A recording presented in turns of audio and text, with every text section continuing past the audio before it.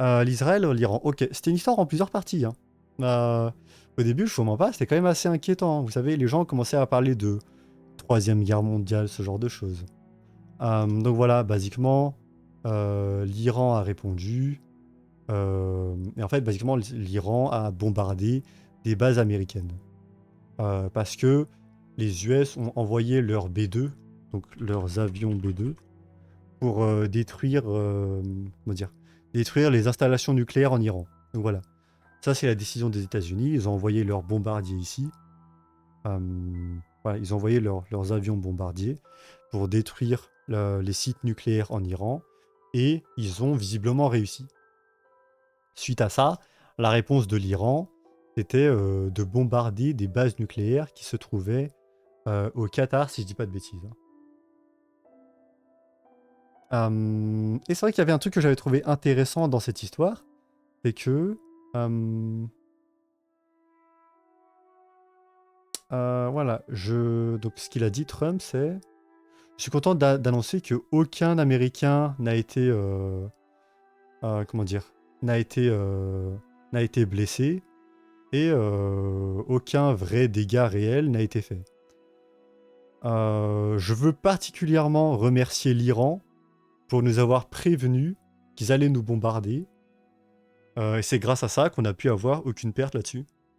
Et voilà, et c'est vrai que les gens avaient, tu sais, les gens ont vu cette nouvelle et ils ont été un peu surpris, tu sais. Ils se demandaient, bah ok, pourquoi est-ce que l'Iran prévient quand ils vont bombarder des installations, enfin, des installations américaines?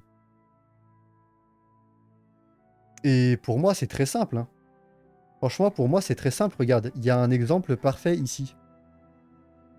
Où est-ce que je peux voir ça? Ouais, regarde. Il y a un exemple parfait ici, regarde. Ok. Si tu veux la réponse de... Ok. Si tu veux la réponse de pourquoi est-ce que l'Iran a prévenu les US qu'ils allaient bombarder leurs installations au Qatar. Bah voilà un exemple parfait de qui s'est passé en 2023. They called us up, and first time I told this story was a week ago. They called us up and they said, "Listen, we have no choice. We have to hit you Mhm. because we have our own self-respect." And I understood that. We hit them, they got to do something. We're going to launch 18 missiles at a certain military base that you have. And you remember that night. Interesting night. I was the only one that wasn't nervous because I knew what was going to happen. They told us that don't be concerned. We're going to launch 18 missiles at your On va military lancer 18 base, missiles sur base militaire, but none of them will hit the base. These are very accurate missiles. These are missiles that mais essentially aucun never d'entre eux ne miss. vont They're very toucher vos bases, reliable, hein. very accurate. They called us. Et donc voilà, et ça, dites-vous que c'est quelque chose qu'il a dit en 2023, tu vois. Donc c'est quelque chose qui s'est passé, là on parle vraiment pas de ce qui s'est passé récemment, c'est un truc qui est déjà arrivé. Donc basiquement, ce qu'il est en train d'expliquer, c'est qu'il y a déjà eu des histoires où l'Iran a contacté les États-Unis pour leur dire, ok, les US au préalable ont lancé des frappes sur l'Iran. Du coup, ce que l'Iran a répondu, c'est, on n'a pas le choix. Enfin, écoute, on n'a pas le choix, on doit vous frapper. On doit vous frapper parce qu'on a notre dignité. Et du coup, l'Iran a prévenu les US. Ils sont partis bombarder des installations américaines. Sauf qu'en fait, ils ont fait exprès de, voilà, les 18 missiles, 18 missiles, hein. L'Iran a prévenu que on va lancer 18 missiles, mais aucun d'eux ne vous touchera. Donc voilà. Et là, si tu veux, pour moi, c'est la même chose qui s'est passée récemment, hein. C'est la même chose qui s'est passée ici. Où justement, l'Iran, voilà, regarde, le 23 juin, c'était hier, où l'Iran lance des missiles sur des bases américaines au Qatar. Sauf que, bah, comme je viens de vous montrer, euh, voilà, sur les 14 missiles qui ont été lancés, 13 ont été interceptés et un seul a touché, mais dans une direction qui ne faisait pas de dégâts, basiquement. Et là, si tu veux, pour moi, c'est la même chose, hein. L'Iran a lancé des missiles sur les bases américaines, mais les ont prévenus pour éviter que ça escalate, donc que ça n'empire avec les USA. Et en fait, ils ont fait ça pour moi, pour ne pas perdre la face. Et c'est la même chose qui s'était passé ici, hein, sur l'histoire qu'il raconte en 2023. Et là, il se passe la même chose récemment. Donc voilà, pour moi, je pense que c'est ça qui s'est passé. Et du coup, le fin mot de cette histoire, donc voilà, le fameux conflit Israël-Iran et les États-Unis de côté. Donc voilà, qu'est-ce qui s'est passé? Bah, en fait, Donald Trump a annoncé un cessez-le-feu entre Israël et l'Iran. Et bah du coup, et effectivement, il y a eu la nouvelle. euh, un haut officiel iranien a confirmé le fait que effectivement, Israël et l'Iran sont d'accord pour un cessez-le-feu. Et donc, c'est ce qui s'est passé. Euh, pour avoir été dans les forces de l'ordre pendant quelques années, la criminalité ne choisit pas sa couleur de peau. Bizarrement, on retrouve 9 sur 10 les mêmes. Ah, donc t'as été gendarme. Attends, donc t'as été dans la gendarmerie ou la police? Ah ouais, grand respect, hein. Grand respect, mec, hein. Après, j'ai envie de te dire, les peuples les plus violents et sauvages, c'est les plus consanguins. La consanguinité, ça baisse le QI, ça diminue l'empathie, et ça augmente la tendance à la violence. Ça en devient globalement des animaux au fur et à mesure du temps, seulement pour avoir une réponse médiatique.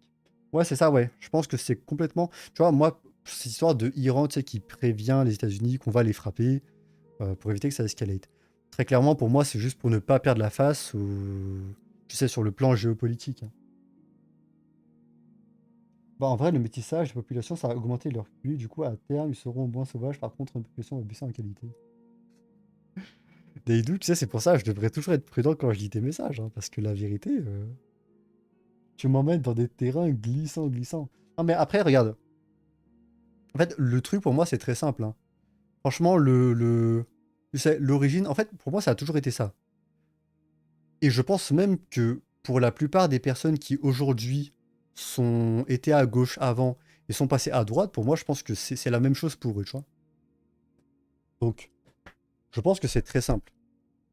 Moi, je veux que quand quelqu'un fait du mal, quand quelqu'un fait du mal à des innocents, qu'importe sa couleur de peau, son orientation sexuelle, son ethnie, sa religion, etc., je m'en fous.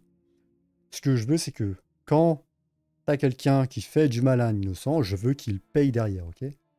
Et le truc, c'est que, bah, au bout d'un moment, tu te rends compte que les stats, au bout d'un moment, elles parlent d'eux-mêmes, tu vois. Alors là, tu as deux écoles. Tu as soit les gens qui, du coup, vont dire oui, euh, les stats comme quoi c'est tout le temps toujours les mêmes, c'est un mensonge de l'extrême droite, et tu as ceux qui croient vraiment d'un côté, tu vois. Donc là, pour moi, qu'importe ton école, tu vois. Parce qu'en fait, dans les deux discours, dans les deux cas, euh, les personnes qui ne croient pas, enfin, qui pensent que c'est des mensonges de l'extrême droite, à aucun moment, ces gens-là ne sont d'accord pour punir les personnes alors qu'ils ont quand même fait du mal, tu vois. Et donc à ce moment-là, pour moi, je peux même pas me ranger, tu sais, je peux pas me ranger de ce côté-là, en fait. Pour moi, c'est très clair. Je m'en fous de ton origine ethnique, et c'est pour ça que je m'en fous que ce soit un blanc, un noir, un arabe, un chinois, tout ce que tu veux. Si quelqu'un fait du mal à un innocent, il faut qu'il paye, tu vois. Le truc, par contre, c'est que pourquoi est-ce que pas mal de gens qui étaient à gauche avant sont passés à droite aujourd'hui? C'est parce qu'au bout d'un moment, ils s'intéressent au profil des personnes qui ont fait du mal, enfin, tu sais, aux criminels, aux délinquants. Et ben en fait, il semblerait que ce soit, tu sais, on tombe toujours sur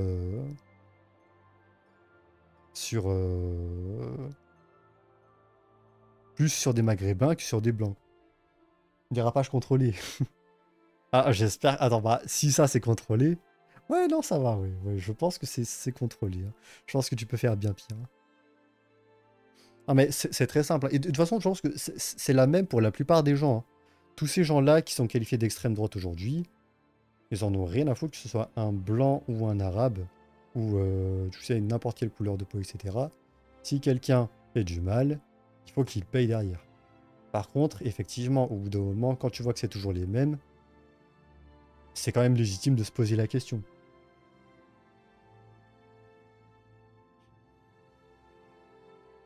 Quand j'avais des gardes à vue, et regarde, pour cette question de c'est toujours les mêmes, tu vois. Parce que la réponse de la droite, c'est quoi? C'est de dire oui, c'est toujours les mêmes. Mais du coup, en défense à ça, la gauche, ils répondent quoi? Ils disent, soit c'est des mensonges de l'extrême droite, les stats sont fausses, soit, la deuxième réponse, elle est intéressante, c'est, euh, oui, mais en fait, ils sont nés dans des milieux pauvres, c'est pour ça qu'ils finissent dans la délinquance. Sauf que ça, pour moi, c'est même pas une bonne réponse pour moi, hein. Parce que comme j'ai dit tout à l'heure, ok, ça, je suis d'accord sur l'observation, milieu pauvre mène à la délinquance, ça, je suis d'accord. Mais en fait, en aucun cas, c'est une défense assez solide. En aucun cas, je suis d'accord pour observer que les milieux pauvres ont plus tendance à tomber dans la délinquance que des milieux, enfin, des milieux riches.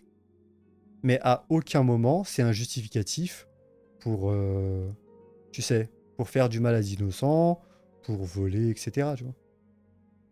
C'est pour ça qu'au bout d'un moment, tu sais, la droite commence à les appeler des traîtres. Et en plus de ça, cette défense-là, elle est même perverse. Parce que tu invisibilises la majorité des gens qui, malgré le fait d'être dans des milieux pauvres, ont choisi sciemment de ne pas tomber dans la délinquance et de continuer à mener une vie honnête. Donc pour moi, c'est vraiment la pire défense, hein. Quand j'avais des gardes à vue, c'était très souvent des immigrés, des Mohamed, Karim, etc., que des Antoine. Donc au bout d'un moment, faut arrêter les frais. Ça n'excuse rien exactement, tu vois. Et le truc, c'est que quand justement, ils te disent, oui, c'est parce qu'ils sont nés dans des milieux pauvres, etc., mais en fait, ils détournent la question, ils détournent le sujet. Parce que déjà, un, en aucun cas, c'est une excuse. Et de deux, on n'a toujours pas réglé le problème de, ah tiens, de l'autre côté, il y a un innocent qui a perdu la vie ou une famille qui est en deuil aujourd'hui, tu vois. Donc à aucun moment, avec votre justificatif de oui, il est né dans un milieu pauvre, ça, ça ne va, ça ne va rendre justice à la famille du défunt. Sauf que la pauvreté, c'est débile. Il y a des campagnards dans tous les pays. Ils sont ultra pauvres et ils sont pas violents ou quoi. Parce que les milieux pauvres sont remplis de personnes qui n'ont pas la capacité de s'élever à cause de la capacité mentale limitée. Et ça permettrait même pas de faire un centième de ce qu'ils font ici dans leur pays. Exactement, ouais. Et tu sais pourquoi? Parce que notre pays est très connu pour être extrêmement laxiste. Et ça, je pense que tu sois de droite ou de gauche, je pense que de toute façon, tout le monde est d'accord là-dessus, hein. Que tu sois de droite ou de gauche, tout le monde est d'accord pour dénoncer le problème qui est, qui est du laxisme judiciaire français. Et tu as complètement raison. Déjà, un, c'est parce que notre pays a des lois très laxistes là-dessus. Et de deux, moi j'ajouterais un truc aussi très important là-dedans, c'est que la plupart des gens qui finissent dans la délinquance n'ont pas cet amour de la France. Et que t'aimes pas la France, ça c'est pas un problème. Mais en fait, quand tu leur poses la question, t'es de quelle origine, c'est quoi ton pays, jamais ils ne répondent la France, tu vois. Ils répondent jamais ça. Ce qu'ils vont mettre en avant, c'est, tu sais, ils vont élever le drapeau d'Algérie par exemple, ou marocain ou tunisien, qu'importe, tu vois, ou n'importe quel pays qui n'est pas français au final. Et en fait, ce que je veux dire, c'est qu'il y a une certaine haine de la France aujourd'hui, tu vois. Il y a une certaine haine de la France. En fait, que tu n'aimes pas la France, c'est pas grave, c'est pas un problème. Que tu aies la haine de la France et que ça te sert de casus belli pour aller brûler des voitures, aller renverser des poubelles, tu vois, ce genre de truc, et ben là, ça pose problème, tu vois. Pour moi, en tout cas, hein. Ouais, parce que très clairement, tu vois, euh, jamais ils auraient ce genre de comportement dans leur pays d'origine. Et même, tu sais, ce qui est encore plus marrant, c'est que les personnes qui vivent là-bas, genre vraiment, tu sais, les Algériens qui vivent en Algérie, les Marocains qui vivent au Maroc, eux-mêmes, hein, les Français, tu vois, les French arabiques, tu vois, appelons-les comme ça, euh, même eux, quand ils retournent dans leur pays d'origine, ils sont moqués, tu vois. Ils sont moqués parce qu'ils ont grandi avec des mœurs, ils ont grandi avec des mœurs des mœurs occidentales, des mœurs européens, et c'est pas leur culture à eux, tu vois. Et quand t'as cette espèce de mélange, tu sais, d'entre-deux, ils vont dans leur pays, eux-mêmes ils sont moqués, hein. Ou du moins s'ils sont pas moqués, ils sont pas vus comme vraiment l'un des leurs. Attends, vous dites quoi? Il ne se permettrait pas. Ouais, zéro réponse de la justice.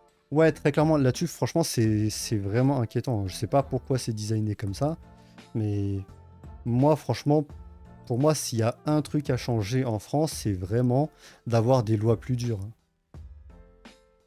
Tu sais, je parle pas de faire comme en Iran ou en Arabie Saoudite, où par exemple, si quelqu'un vole, on lui coupe la main, tu vois. Tu sais, je pense qu'il faut pas abuser non plus, tu vois. Je serais pas d'accord pour durcir à ce niveau-là. Mais très clairement, quand tu vois des affaires de pédophiles qui prennent très peu, hein, qui prennent moins cher que ce que Ragnar s'est pris là, 1 an de prison ferme, bah comment dire, c'est inquiétant et c'est vraiment problématique. Non, mais ils ont une envie revancharde parce que dans leur tête, la France a niqué leur pays et ils viennent quand même, alors pour rester cohérents, ils se disent ils vont saboter le pays. Ouais, tu vois. Ouais, ils ont clairement une haine de la France par rapport au passé colonial français. Ça, on a bien compris, tu vois. Après, le truc, regarde ma tête. Je suis très clairement un descendant d'immigrés, tu vois. Je suis né en France, j'ai eu la chance d'être français. C'est pas le cas du daron. C'est pas le cas du daron. Mais regarde, le truc, c'est que moi, mon daron a fait le choix de venir en France pour avoir lui-même une meilleure vie et pour m'offrir à moi aussi une meilleure vie, tu vois. Donc pour moi, c'est très simple. Je vais être respectueux du choix de mon père, je vais être respectueux de la France, tu vois. Et bah, en fait, très simplement, euh, je vais pas faire des trucs comme brûler des voitures ou renverser des poubelles. Et en fait, la vérité, hein, les gens demandent juste ça. Les gens demandent juste ça, hein. Et je me demande en fait aussi comment ça a pu arriver parce que il me semble que la première génération d'immigrés, tu sais, de forte immigration, tu sais, d'immigrés qui viennent du Maghreb, il me semble qu'ils étaient quand même très respectueux de la France, hein. Ils étaient très respectueux, si je dis pas de bêtises, hein, très respectueux de ce que de ce que la France offrait à ces personnes. Et c'est dommage de voir que leur fils ou petit-fils aujourd'hui, tu sais, on en arrive à la situation aujourd'hui où il n'y a pas d'amour de la France, enfin, pas d'amour de la France, mais il y a carrément le contraire, il y a une haine de la France. Ils veulent pas retourner chez eux parce que leur pays pue la merde, donc ils restent, mais ils assument pas, et du coup, il faut trouver une alternative pour garder la face et ne pas être une victime. Ouais, je sais qu'il y a un rappeur, là, il avait mis des paroles assez connes dans sa chanson. C'était c'était quoi déjà? C'était un truc du style euh, euh, en gros, la France a gratté à mon pays. Aujourd'hui, je viens pour l'addition, tu vois. Ça, bon, ça c'est vraiment la culture de la défaite pour moi, quoi. Ouais, ils justifient leurs actes en se victimisant. Ouais, ça, bien sûr, hein. Bien sûr, bien sûr. De toute façon, c'est toujours la même. C'est pour moi la plus grande différence entre basiquement la gauche et la droite aujourd'hui, c'est la responsabilité. Parce que regarde, quand tu regardes la gauche, c'est quoi justement leur problème? Tu vois, c'est quoi qu'ils dénoncent? C'est, oui, il faut voler l'argent des riches, c'est de leur faute si on est pauvre, c'est de leur faute si on a un salaire de misère, etc. etc. tu vois. Alors que la droite, eux, ils disent quoi? Ils disent, pour moi, hein, pour moi, ils disent, oui, la vie est injuste, mais c'est comme ça. Donc c'est quoi le truc le plus logique à faire? Est-ce que c'est de me bouger moi, de trouver un taf, ce genre de choses, ou d'essayer de convaincre toute une population, de leur dire que le problème c'est pas moi, mais c'est les riches? Tu vois, pour moi c'est simple, hein. Le plus facile à bouger, c'est une personne plutôt qu'une population. Donc c'est plus facile, pour moi c'est plus simple de choisir de te bouger le cul plutôt que comment dire, de dire oui, c'est de la faute des riches, ce genre de choses, etc. Et c'est de la victimisation constante, hein. Tout le temps, c'est oui. Tu sais, par exemple, l'histoire qu'a eu Clair Obscur récemment. Vous savez, l'histoire que Clair Obscur a eue comme quoi il y a eu un témoignage. Apparemment, quelqu'un voulait rentrer dans le studio clair-obscur. C'était des personnes de couleur ou de minorité. Et en fait, ils ont pété un câble et ils ont crié au racisme quand le studio les a refusés. Tu vois? Donc, ils ont préféré crier au racisme, donc se victimiser, au lieu de dire simplement ce qui, pour moi, est le truc le plus logique, qui est que leurs compétences ne sont pas suffisantes. Parce que les accusations de racisme pour clair-obscur sont très clairement démenties. Hein. Très clairement démenties. Il me semble que la scénariste du jeu, elle est d'origine étrangère. Hein.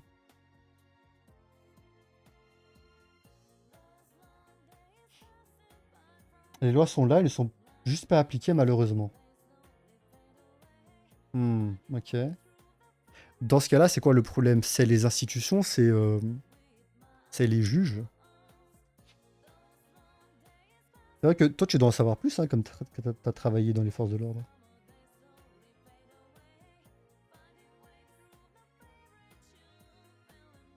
Le vol simple est puni de 3 ans de prison et de 45 000 euros d'amende.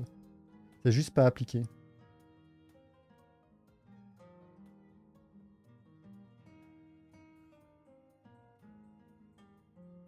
Ouais.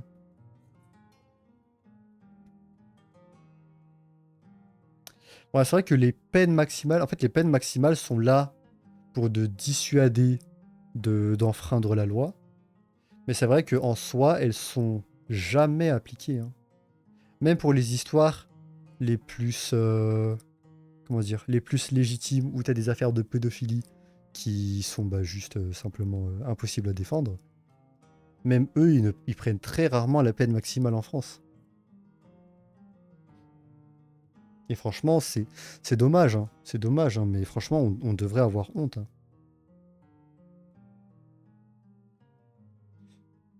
Hiryu, tu as des origines asiatiques et les gauchistes en Amérique voient les Asiates comme les Blancs. Je vais faire les conclusions, je ne vais pas en dire plus. Non mais je sais, tu parles sans doute des histoires dans les universités américaines. Je sais, ouais. Dans les universités américaines, il y a une espèce de quota qu'ils doivent remplir.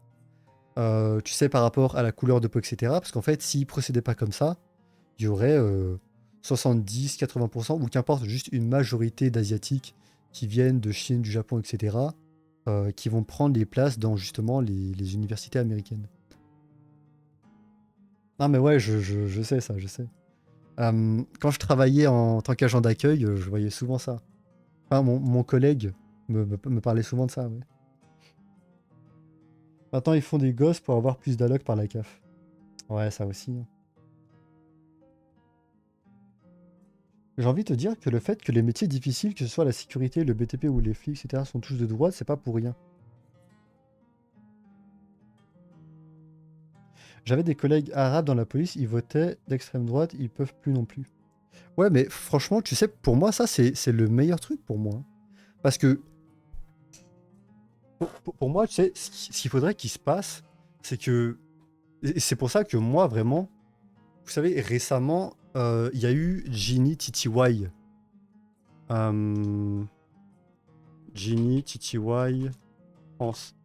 Je sais pas si vous aviez suivi ça, voilà, on en avait parlé un peu en live, mais basiquement, c'était la streameuse sud-coréenne qui était passée en France et elle s'était faite agresser.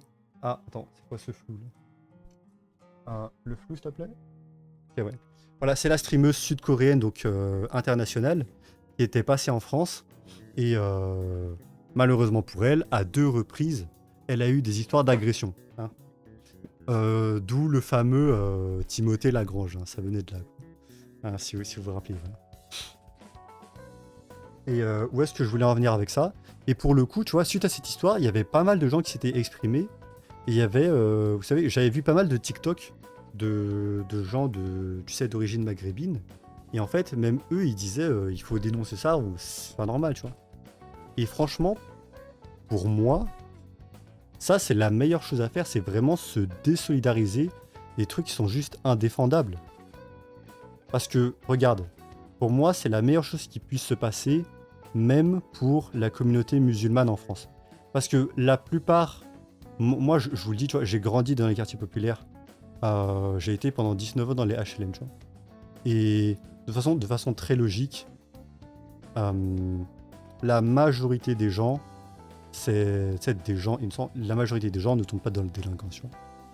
C'est pour ça que pour moi, c'est la meilleure chose possible pour la communauté musulmane aussi de se désolidariser des personnes comme là, lui qui était revenu là pour l'emmerder, Ginny TTY, de se désolidariser de ce genre de personnes parce que c'est juste indéfendable. Parce qu'en fait, si tu défends cette personne-là, bah, en plus de ça, les gens vont continuer à faire le lien entre délinquants arabes, tu vois. Alors que la vérité, moi, je vous le dis, hein, un de mes meilleurs potes, c'est c'est un musulman, tu vois. Et lui, c'est un musulman vraiment droit dans ses bottes, tu vois. Je le connais depuis le collège. Jamais, tu sais, genre jamais il a parlé de meuf. Jamais, tu sais, même je l'ai jamais entendu sortir d'insultes, ce genre de ce choix. Pour moi, c'est vraiment genre le musulman hyper droit et tout. Et bah lui, tu vois, il comprend, tu vois.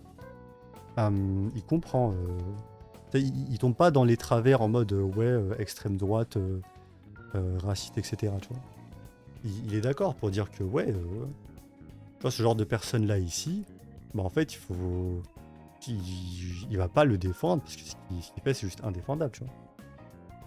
Après, faut pas oublier que les lois sont créées pour les Français, à la culture française. Chaque pays a des lois différentes parce que chaque peuple a des morales différentes, des cultures différentes, etc. Sauf que la France et les Occidentaux sont universalistes, sans prendre en compte la différence civilisationnelle et de QI, du coup forcément ça fonctionne pas.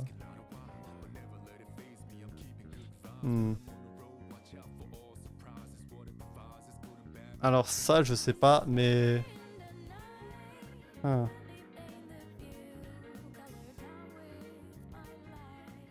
Ça je sais pas, mais ouais, je vois où tu veux en venir en tout cas.